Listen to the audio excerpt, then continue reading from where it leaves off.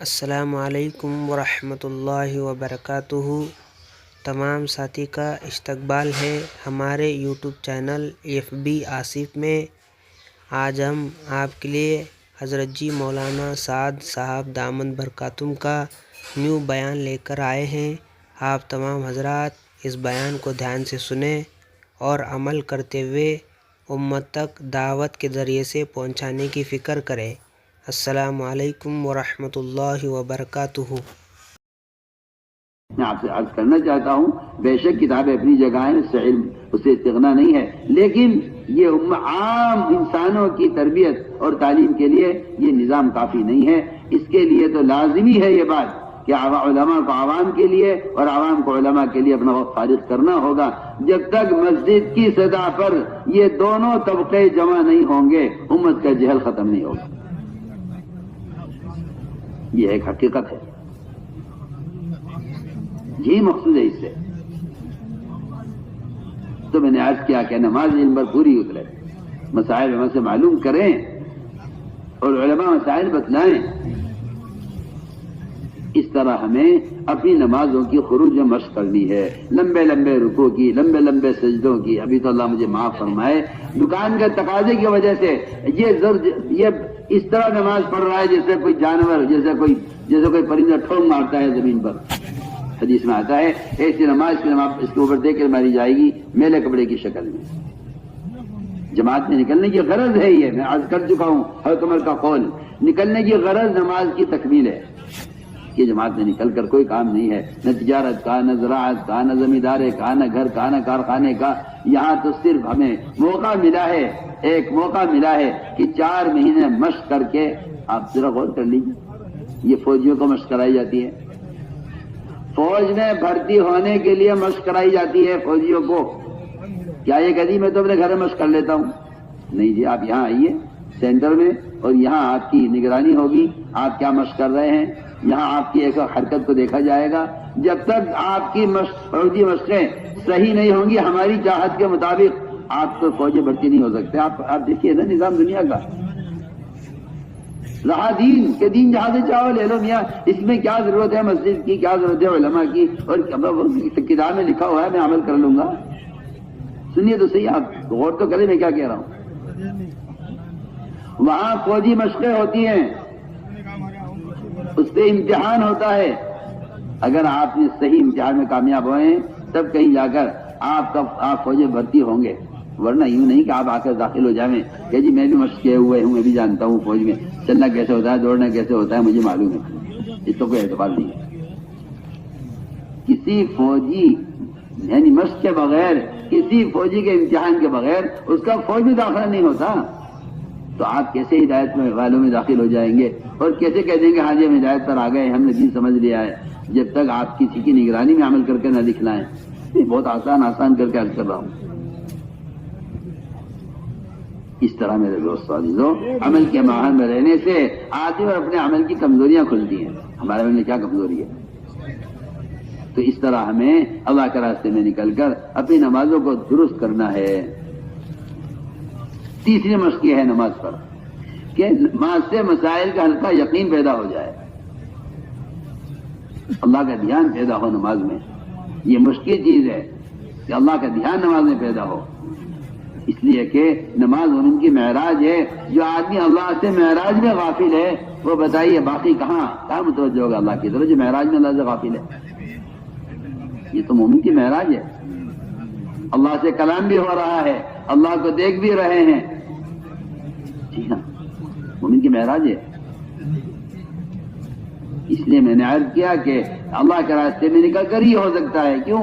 اس لیے کہ مقام پر رہتے ہوئے آدمی کو باہر کے تقاضے اتنے دماغ پر مسلط ہوتے ہیں، اتنے تقاضے سامنے ہوتے ہیں کہ نماز ہو جاتی ہے، اللہ کا دھیان نہیں آتا۔ یہاں سارے تقاضے چھوڑ کر نکلے ہیں اللہ کے دھیان کی مشق کرنے کے لیے۔ 4 مہینے صرف اللہ کے دھیان کے ساتھ نماز پڑھ کر تب کہیں جا کر اس 4 مہینے کے خروج میں نماز کا دھیان سطح پر آئے گا جہاں ہونا چاہیے۔ ان تعبد اللہ کأنک تراہ، اللہ کو دیکھتے ہوئے تو نماز ابھی پڑھے گا جب 4 مہینے دکان نہیں دیکھے گا، جب 4 مہینے کارخانہ نہیں دیکھے گا، جب 4 مہینے بیوی بچوں کو نہیں دیکھے گا، جب 4 مہینے تک ان شکلوں سے واسطہ نہیں پڑے گا، تب ان کا دھیان نکل کر اللہ کا دھیان پیدا ہوگا۔ بتائیے، آپ سوچیے۔ آپ کہتے نہیں جی جو چاہے وہاں دین پہنچا دو۔ میں آپ سے پوچھتا ہوں، جلالہ ایک مرغی ہوتی ہے، اس کو عربی میں جلالہ کہتے ہیں، جو گندگی کھاتی ہے، پاخانہ اور گندگی کھاتی ہے، اس کی غذا یہی ہوتی ہے۔ اگر آپ اس مرغی کو کاٹنا چاہتے ہیں، ذبح کرنا چاہتے ہیں اور پکا کر کھانا چاہتے ہیں، تو آپ کو شریعت یہ کہتی ہے کہ اس کو کچھ وقت کے لیے دربے کے اندر بند کر دیا جائے تاکہ اس کے اندر سے گندگی کا اثر ختم ہو جائے، ورنہ اس کی گوشت میں بھی ٹھیک آ جاتی ہے، اور اس گندے کھانے کی وجہ سے ایک عرصہ اس کو بند رکھا جائے گا تاکہ اس کے اندر سے گندگی کا اثر ختم ہو، تب یہ مرغی کھانے کے قابل ہوگی۔ میں آپ سے پوچھتا ہوں کہ جن مسلمانوں کا وقت گزرا ہے اب تک گناہوں کے ماحول میں، گندے ماحول میں، بتائیے کہ ان کو عمل کے قابل ہو سکتے ہیں اگر اس ماحول میں آ کر ان کو بند نہ کیا جائے، اس معاملے میں رکھا جائے؟ میں کتنی آسان مثال دے رہا ہوں۔ اگر ایک مرغی جانور ہے جو آپ کے استعمال کے قابل نہیں ہو سکتا جب تک آپ اس کو گندگی کے ماحول سے نکال کر دردے کے اندر بند نہ کر دیں، تو آپ ہی فیصلہ کیجئے کہ پھر وہ مسلمان جس کو اللہ نے عمل کے لیے بنایا ہے، عبادت کے لیے پیدا کیا ہے، اگر وہ گندگی کا عادی ہو گیا ہے اور گناہوں کا عادی ہو گیا ہے، کیا وہ اس ماحول میں جب تک رکھا نہیں جائے گا پاک ہو سکتا ہے؟ عمل کے قابل ہو سکتا ہے جب یہ مرغی کھانے کے قابل نہیں ہو سکتی؟ کتنی آسان مثال میں عرض کر رہا ہوں۔ مگر شیطان نے ہدایت سے روکنے کے لیے اور نماز کے قابل نہ ہو سکے یہ سے روکنے کے لیے شیطان نے یہ پٹی پڑھائی ہے اس زمانے کے لوگوں کو کہ دین کے لیے پھرنا ضروری نہیں ہے اور مسجد و ماحول کی ضروری نہیں ہے، بس دین پہنچا دو لوگوں کو، چاہے گندے موبائل ہی صحیح جن پر سارا گند اور باطل اور فوج بھرا ہوا ہے، تم اسی کے ذریعے سے چلا دو، دین کی بات پہنچ جائے کسی طرح۔ میں کہتا ہوں جہالت حماقت ہے، بے عقلی کی سوچ ہے اور کچھ نہیں ہے۔ گناہوں میں مبتلا ہیں، معصیت میں پڑے ہوئے ہیں اور ہدایت چاہتے ہیں۔ سوچو تو صحیح، منکر کے راستے سے معروفات، گمراہی کے راستے سے ہدایت ملے گی؟ کیسی الٹی سوچ ہے، کیسے الٹے دماغ ہیں زمانے کے لوگوں کے، اور اس پر جمے ہوئے ہیں، اڑے ہوئے ہیں کہ نہیں بھی یہ بھی طریقہ ہے، یہ بھی طریقہ ہے۔ آپ غور کیجئے میں کیا کچھ کہنا چاہتا ہوں۔ نماز جس کا وقت متعین، اگر تاخیر ہوگی تو قضا ہو جائے گی۔ اس کے ادا کرنے کی جگہ متعین مسجد۔ صحابہ نے عرض کیا رسول اللہ بڑی دقت ہوتی ہے، ایک کے پاس چل کے جانا پڑتا ہے، اسے نماز کے جانا پڑتا ہے، نماز نماز نماز نماز، ہر گھر پر جا کے بلال آواز دیتے ہیں اور لے کر آتے ہیں لوگوں کو۔ آپ اجازت دیجئے ہم نماز کے وقت ڈھول بجا دیا کریں مسجد میں، آواز ہوگی ڈھول کی طرف جمع ہو جائیں گے۔ فرمایا یہودیوں کا طریقہ ہے، یہ ڈھول استعمال نہیں کریں گے، ڈھول میں کچھ نہیں ہے سوائے آواز۔ اچھا تو اجازت دیجیے ایک سارنگی لے لیتے ہیں، اس پر ہم نماز کہیں گے زور سے اور مدینے کی آبادی تک آواز پہنچ جائے گی، لوگ نماز کے لیے آ جائیں گے۔ فرمایا نہیں، سارنگی استعمال کرنا نصارہ کا طریقہ ہے، ہم نماز کے لیے استعمال نہیں کریں گے۔ کہ جی پھر آسان شکل یہ ہے کہ ہم ایک مرتبہ سب کو جمع کر کے بتلا دیں کہ 5 وقت دھواں اٹھے گا مسجد سے، اس دھوئیں کو دیکھ کر لوگ نماز کے لیے جمع ہو جائیں گے۔ فرمایا یہ آگ جلا کر جمع کرنا آگ کے پجاری مجوسیوں کا طریقہ ہے جو آگ کو پوجتے ہیں، ہم استعمال نہیں کریں گے۔ نماز کے لیے آواز پہنچانے کے لیے یا ڈھول بجا کر یا دھواں اٹھا کر، فرمایا ہمارا طریقہ نہیں ہے۔ آج مسلمان یہ کہتا ہے کہ ہاں یہ موبائل اور یہ آلات یہ کافی ہیں دین کی بات کو پہنچانے کے لیے۔ آپ بتائیے صحیح، جو گند موبائل میں کیا ڈھول میں وہ گند ہے؟ سوچیے، آپ اپنی عقل لگائیے ذرا۔ جو آپ اس پر اڑے ہوئے ہیں کہ ہاں اس طریقے کا انکار مت کرو، میں آپ سے پوچھتا ہوں کہ ڈھول میں کون سی خرابی ہے؟ سارنگی میں کون سی خرابی تھی؟ کچھ نہیں سوائے آواز کی۔ یا آپ نماز کہہ دیں گے دوسرے آواز پہنچ جائے گی، لوگ نماز کے لیے آ جائیں گے۔ فرمایا نہیں، لوگوں کو جا کر نماز کے لے کر آؤ۔ دعوت یہ نہیں ہے کہ آپ کسی ذریعے سے دعوت پہنچائیں، دعوت یہ ہے کہ آپ خود جا کر دعوت دیں۔ میں اس قصے سے سمجھانا چاہتا ہوں آپ کو۔ صحابہ نے عمل کیا، فرمایا ٹھیک ہے جی جیسا آپ کا حکم ہے، ہم اس کے استعمال نہیں کریں گے۔ فرشتہ آیا خواب میں عبداللہ ابن عبد ربی کے پاس اور آ کر کہا فرشتے نے ان سے کہ یہ سارنگی مت دینا. اس کے آدمی سارنگی تھی. ان کا صحابی نے کہا مجھے چاہیے. کیا کرو گے؟ کہ لوگوں کو بلائیں گے نماز کے لیے. وہ نہیں، یہ طریقہ نہیں ہے، چھوڑو اس کو، ہم تمہیں اذان سکھلاتے ہیں. فرشتے نے اپنے کان میں انگلیاں دے کر ان صحابی کو اذان سکھلائی اور یہ کہا دیکھو یہ طریقے اختیار مت کرو، اذان کو پکڑو، اذان سیکھو. صبح کو صحابی نے آ کر خواب سنایا اپنا، فرمایا اللہ کی سے اذان آ گئی ہے. خلاصہ کہہ رہا ہوں میں آپ سے، اذان اس امت کو دی گئی تھی رواجی نظام چھوڑنے پر.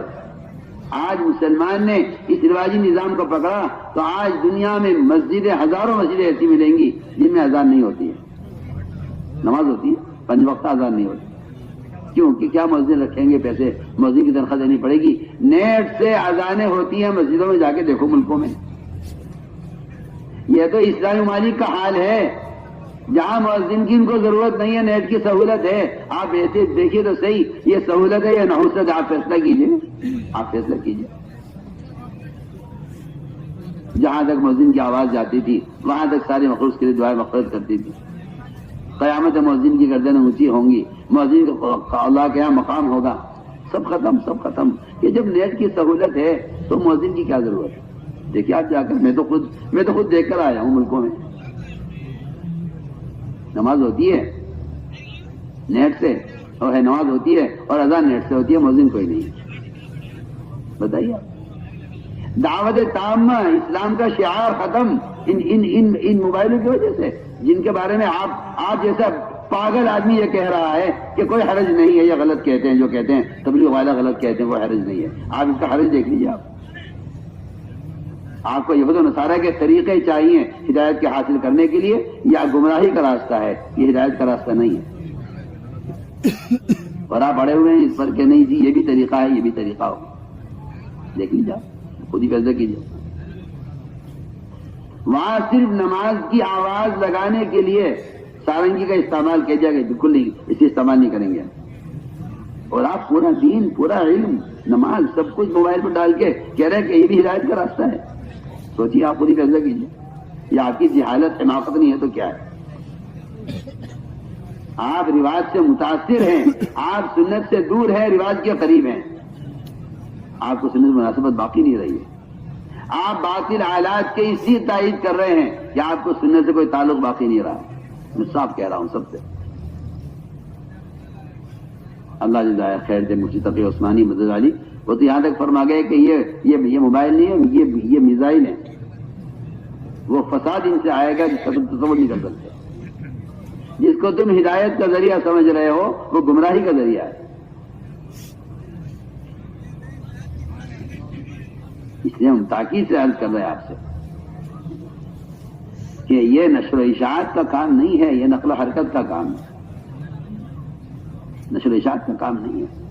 اسلام پھیلا ہی نقل و حرکت سے ہے، نشر و اشاعت سے اسلام نہیں پھیلا ہے. اسلام نقل و حرکت سے پھیلا ہے. تو میں نے عرض کیا کہ نماز پر یہ محنت ہو، اس میں اللہ کا دھیان، اور نماز کے ذریعے سے اللہ تعالی کی ذات سے فائدہ اٹھانے کا راستے کھلواؤ. اس کا طریقہ کیا ہے؟ کیونکہ اس کا بہت آسان طریقہ ہے کہ نماز کے لیے، کہ نماز کے مقابلے میں اسباب کو ترک کرتے چلے جاؤ. دکان کا ادھر دکان آ گئی تو نماز آ گئی کہ چھوڑو دکان کو نماز کے لیے. اس کی مشق کرو گے تب کہیں جا کر یہ نماز یقین میں آئے گی. ورنہ دل ایسی چیز ہے تو کہ دکان کا یقین نماز کا یقین ایک دن میں جمع نہیں ہو سکتے. فرماتے تھے جب یہ دکان سے یقین کرے گا نماز نکل کے باہر آ جائے گی کہ میرا حصہ گزارا نہیں ہے. آپ دکان سے بھی یقین کریں، نماز سے بھی یقین کریں. ایمان تقسیم ہونے کی چیز نہیں ہے. اس کی ہمیں مشق کرنی ہوگی کہ تم نماز کے اذان کی آواز پر دکان چھوڑ دو. صبح سے شام ہو گئی، گاہک کوئی نہیں آیا، اللہ گاہک لائیں گے اذان کے دوران. ہم دیکھنا چاہتے ہیں کہ اس کا یقین نماز پر ہے یا دکان پر ہے.